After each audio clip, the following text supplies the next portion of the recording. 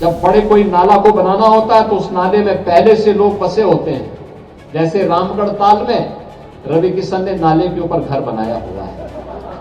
नाले के ऊपर मत बनाओ, ये देर सवेर नहीं, जनता को असुविधा होगी तो परेशानी होगी। तो इसीलिए हमने उनको कहा कि भाई देखो नाले से थोड़ा हट करके बनाना, जिससे जल निकासी प्रॉपर हो सके। मैं गोरखपुर महानगर वासियों का इस बात के लिए भी धन्यवाद दूंगा कि उनके द्वारा लगातार विकास के कार्यों में एक सकारात्मक योगदान दिया गया, लगातार दिया गया। सड़क चौड़ी होनी है, एक भी महानगर वासी ये कहने के लिए नहीं आया कि मेरा मकान, मेरा दुकान इसकी चपेट में आ रहा है।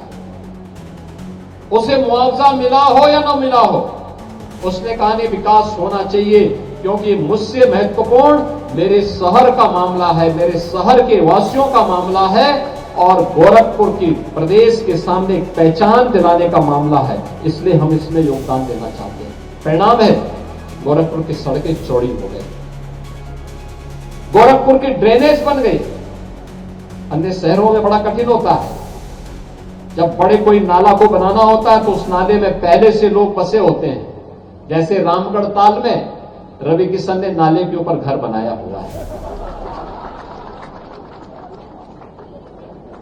और इसीलिए हम लोगों ने पहले ही एक व्यवस्था बनाई कि भाई देखो नाले के ऊपर मत बनाओ, ये देर सवेर नहीं, जनता को असुविधा होगी तो परेशानी होगी। तो इसीलिए हमने उनको कहा कि भाई देखो नाले से थोड़ा हट करके बनाना, जिससे जल निकासी प्रॉपर हो सके। और अभी मैं उनको दिखा के आया हूं, अभी मैं दिखा के आया हूं अंदर से कि अर्बन फ्लड मैनेजमेंट सेंटर कैसे काम करता है। देखिए अब ये नहीं हो सकता है कि वो नाले के ऊपर कोई भी बना दे और पता ही ना लगे। अब तो मशीन से ही सब पता लग जाएगा, सेंसर बता देगा कहां पे नाला जाम हो गया है और फिर वहीं से बटन दबा करके उसको खुलवाने की व्यवस्था भी हो जाएगी।